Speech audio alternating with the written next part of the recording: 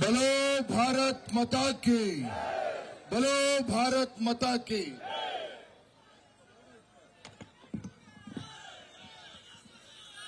ಈ ಒಂದು ಬೃಹತ್ ಮೈಸೂರು ಚಲೋ ಭ್ರಷ್ಟ ಕಾಂಗ್ರೆಸ್ ಸರ್ಕಾರದ ವಿರುದ್ಧ ಜನಾಂದೋಲನವನ್ನ ಈ ಒಂದು ವೇದಿಕೆ ಮೇಲೆ ಆಸೀನರಾಗಿರ್ತಕ್ಕಂಥ ಜಾತ್ಯತೀತ ಜನತಾದಳದ ಅಧ್ಯಕ್ಷರು, ಕೇಂದ್ರದ ಸಚಿವರು, ಆತ್ಮೀಯರಾಗಿರ್ತಕ್ಕಂಥ ಸನ್ಮಾನ್ಯ ಶ್ರೀ ಎಚ್ ಡಿ ಕುಮಾರಸ್ವಾಮಿ ಅವರೇ, ಈ ನಾಡು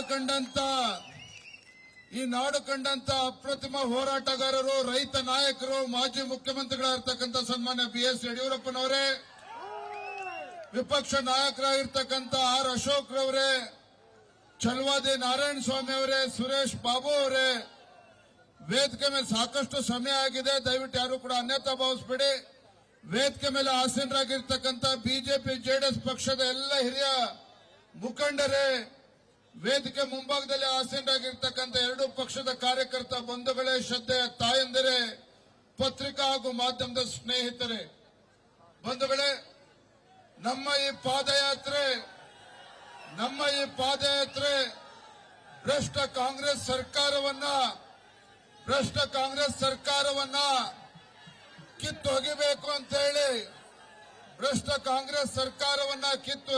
ಅಂತ ಹೇಳಿ, ಕಳೆದ 2 ದಿನಗಳಿಂದ ನಡೀತಾ ಇರ್ತಕ್ಕಂಥ ಈ ಪಾದಯಾತ್ರೆ 3ನೇ ದಿನಕ್ಕೆ ಹೊತ್ತು ಬಂದಿರತಕ್ಕಂಥದ್ದು.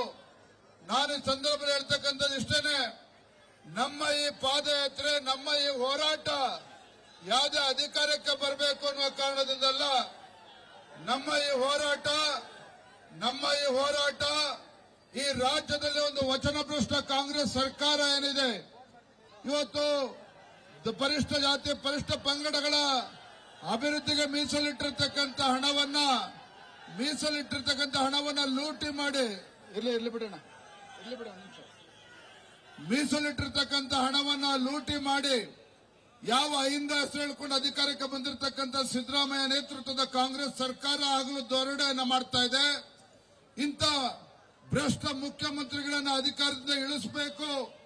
ಇವತ್ತು ಶೋಷಿತ ಪೀಡಿತ ಸಮುದಾಯಕ್ಕೆ ನ್ಯಾಯವನ್ನ ಕೊಡಬೇಕು ಅಂತೇಳಿ ನಮ್ಮ ಹೋರಾಟವನ್ನ ಕೈಗೆತ್ತಿಕೊಂಡಿದ್ದೇವೆ. ನೋಡಿ, ನಮ್ಮ ಹೋರಾಟದ ಪರಿಣಾಮ ಇವತ್ತೇನಾಗಿದೆ ಅಂತ ಹೇಳಿದ್ರೆ, ನಿನ್ನೆ ದಿನ ದೆಹಲಿಯಿಂದ ಕಾಂಗ್ರೆಸ್ ಪಕ್ಷದ ವರಿಷ್ಠರು ಬಂದು ಶಾಸಕರಿಗೆ, ಹೌದು ಮುಖ್ಯಮಂತ್ರಿಗಳು ತಪ್ಪು ಮಾಡಿದ್ದಾರೆ, ಭ್ರಷ್ಟಾಚಾರದಲ್ಲಿ ಮುಳುಗಿದ್ದಾರೆ, ಆದರೂ ಸಹ ಮುಖ್ಯಮಂತ್ರಿಗಳ ಪರವಾಗಿ ಗಟ್ಟಿಯಾಗಿ ನಿಲ್ಲಬೇಕು ಅಂತ ಹೇಳಿ ಆಡಳಿತ ಪಕ್ಷದ ಶಾಸಕರಿಗೆ ತಾಕೀತು ಮಾಡೋದಕ್ಕೋಸ್ಕರ ಬಂದಿದ್ದಾರೆ.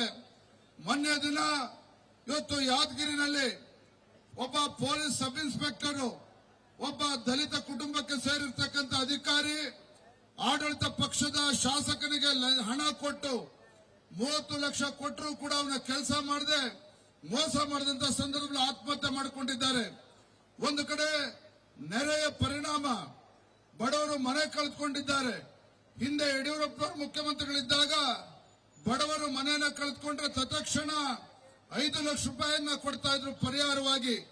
ಆದ್ರೆ ಈ ಸಿದ್ದರಾಮಯ್ಯ ಸರ್ಕಾರ 1 ಲಕ್ಷ ರೂಪಾಯಿನೂ ಕೂಡ ಭಿಕ್ಷೆ ಕೊಡ್ತಕ್ಕಂಥ ರೀತಿಯಲ್ಲಿ ಮಾಡ್ತಾ ಇರ್ತಕ್ಕಂಥದ್ದು. ಯಾವ ಉತ್ತರ ಕನ್ನಡದಲ್ಲಿ ಮನೆಗಳನ್ನ ಕಳೆದುಕೊಂಡಿದ್ದಾರೆ, ಅಲ್ಲಿ ಪರಿಹಾರ ಕೊಡಲಿಲ್ಲ. ಆದ್ರೆ ಪಕ್ಕದ ಕೇರಳ ರಾಜ್ಯದಲ್ಲಿ ವೈನಾಡ್ನಲ್ಲಿ 100 ಮನೆಗಳನ್ನ ಕೊಡ್ತೇವೆ ಅಂತೇಳಿ ಸಿದ್ದರಾಮಯ್ಯ ಘೋಷಣೆ ಮಾಡಿದ್ದಾರೆ.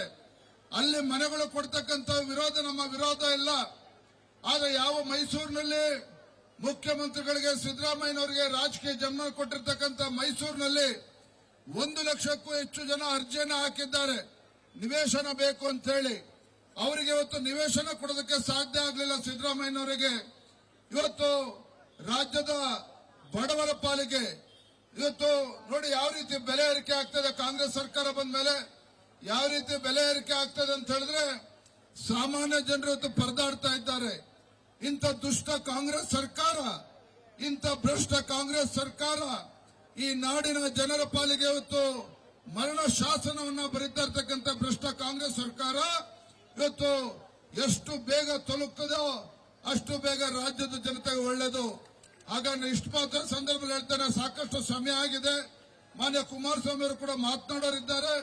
ಇವತ್ತು ವೇದಿಕೆ ಮೇಲೆ ನಮ್ಮೆಲ್ಲ ಪಕ್ಷದ ಮುಖಂಡರಿದ್ದಾರೆ. ಇವತ್ತು ನಾವು ಎಲ್ಲರಲ್ಲೂ ಕೂಡ ಇಲ್ಲಿ ನಮ್ಮ ಏನು ಹೋರಾಟ ಇದೆ, ದಿನೇ ದಿನೇ ದಿನೇ ರಾಜ್ಯದ ಜನರು ಇವತ್ತು ನಮ್ಮ ಹೋರಾಟಕ್ಕೆ ಬೆಂಬಲವನ್ನು ನೀಡ್ತಾ ಇದ್ದಾರೆ. ರಾಜ್ಯದ ಮೂಲೆ ಮೂಲೆಗಳಿಂದ ನಮ್ಮ ಹೋರಾಟಕ್ಕೆ ಬೆಂಬಲವನ್ನು ನೀಡ್ತಾ ಎಷ್ಟು ಸಾಧ್ಯ ಆಗುತ್ತೋ ಅಷ್ಟು ಬೇಗ ಇಂಥ ಭ್ರಷ್ಟ ಕಾಂಗ್ರೆಸ್ ಸರ್ಕಾರವನ್ನು ತೊಲಗಿಸಿ ಎನ್ನುವ ಮಾತನ್ನು ಹೇಳ್ತಾ ಇದ್ದಾರೆ.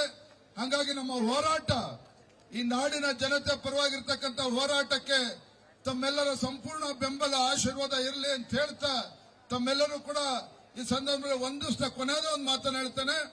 ಈ ಹೋರಾಟ ಬಿಜೆಪಿ ಮತ್ತು ಜೆಡಿಎಸ್ ಪಕ್ಷ ಸನ್ಮಾನ್ಯ ಯಡಿಯೂರಪ್ಪನವರು ಕುಮಾರಸ್ವಾಮಿ ಅವರು ಚಾಲನೆ ಕೊಟ್ಟಿರ್ತಕ್ಕಂಥ ಹೋರಾಟ ಹಿಂದೆ ಒಂದು ಸಂದರ್ಭ ಇತ್ತು. ಯಡಿಯೂರಪ್ಪ ಗುಡುಗಿದರೆ ವಿಧಾನಸೌಧ ನಡುಗುವುದು ಅಂತ ಹೇಳಿ ರಾಜ್ಯದ ಜನ ಮಾತನಾಡ್ತಾ ಇದ್ರು. ಇವತ್ತು ಇಬ್ಬರು ನಾಯಕರು ಇವತ್ತು ಈ ಸಂದರ್ಭದಲ್ಲಿ ಮಾಜಿ ಪ್ರಧಾನಮಂತ್ರಿಗಳಾಗಿರ್ತಕ್ಕಂಥ ದೇವೇಗೌಡರನ್ನು ಸಹ ನಾನು ನೆನಪು ಮಾಡ್ಕೊಳ್ತೇನೆ. ಯಾವತ್ತು ಕೂಡ ಜನಪರ ಹೋರಾಟವನ್ನು ಮಾಡ್ಕೊಂಡು ಬರ್ತಾ ದೇವೇಗೌಡರು ಇಂಥ ಹೋರಾಟಕ್ಕೆ ಬೆಂಬಲ ನೀಡಿರ್ತಕ್ಕಂಥದ್ದು ನಮಗೂ ಕೂಡ ಒಂದು ಆನೆ ಬಲ ಬಂದಂತಾಗಿದೆ.